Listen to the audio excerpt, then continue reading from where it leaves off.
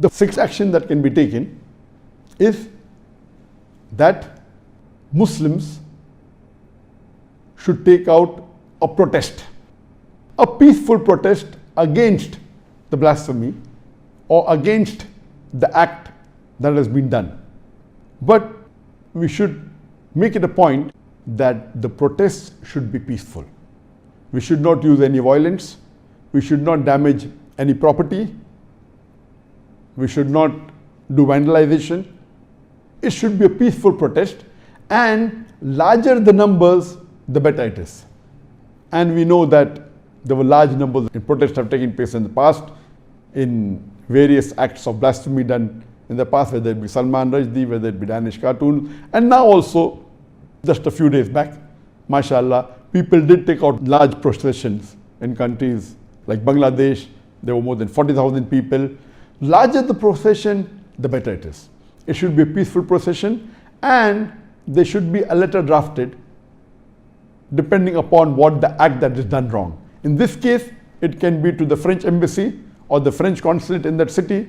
A letter should be given to the consul general or to the ambassador that we disagree what the president of France has said against Islam, against our beloved Prophet Muhammad.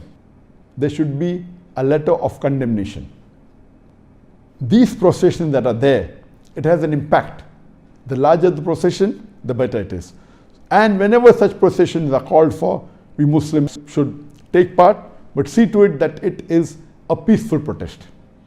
Because larger the audience that you have, the public that gathers, the larger will the media portray it. It will have a better impact on the people.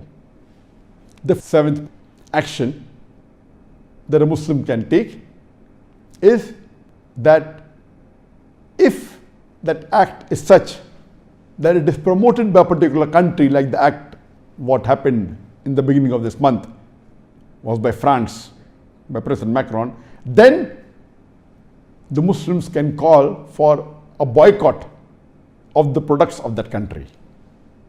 And in this case, we could see, mashallah, that many Muslim countries, mashallah, they called for the boycott of the French products, of French goods and services.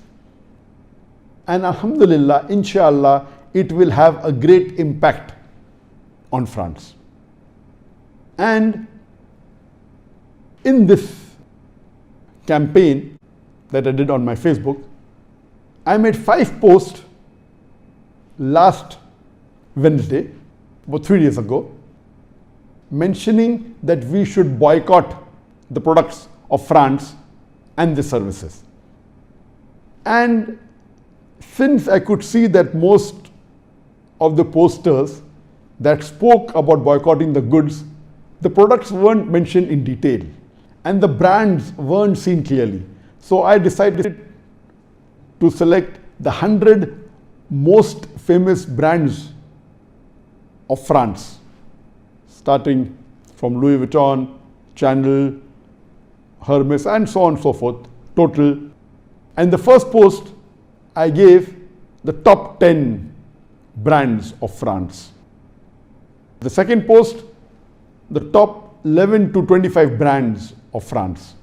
The third post, the top 26 to 50 brands from France. And the fourth post, the top 51 to 75 brands of France. And the fifth post, top 76 to 100. So I divided so that the brands could be seen clearly. And alhamdulillah, the response was phenomenal. In the first 4 posts that I gave on the same day, the least it reached in a span of 3 days was 4.5 million people, mashallah. And the highest post was, mashallah, more than 7 million. Normally, on my Facebook, as I told you, though there are 22.6 million followers, normally when I give a post, it reaches about 500,000 people, 800,000 people. If it's more popular, 1 million, sometimes 2 million. But mashallah, this time, though all the posts were similar, one post reached more than 7 million in a span of less than 3 days. I checked today, before it reached 3 days, mashallah, 7 million people read that message.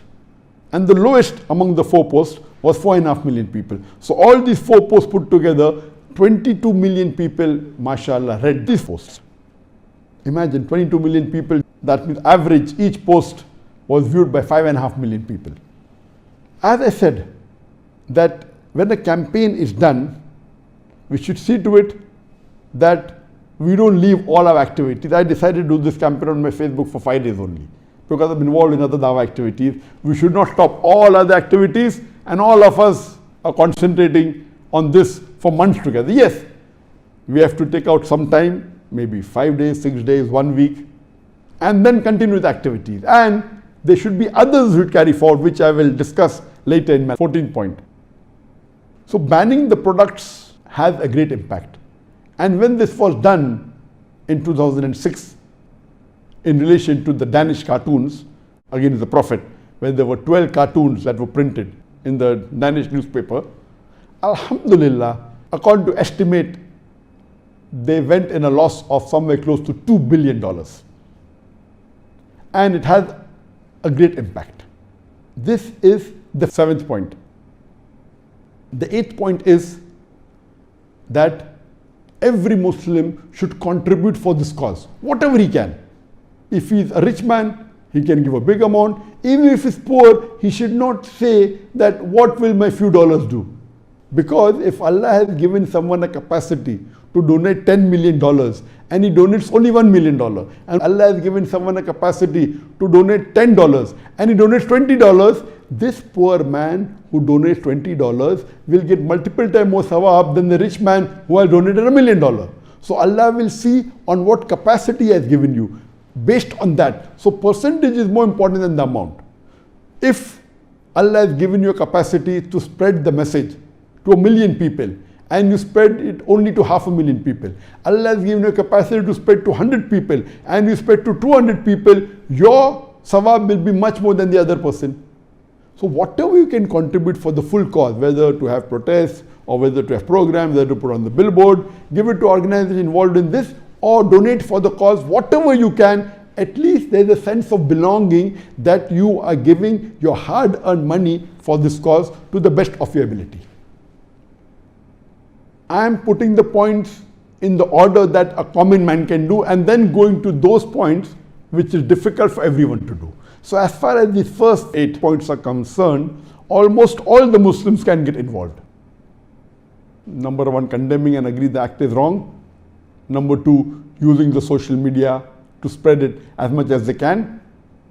Number 3, you can distribute booklets or pamphlets on the life of Prophet Muhammad. Number 4, pointing out this issue to the important people who they think are public opinion makers.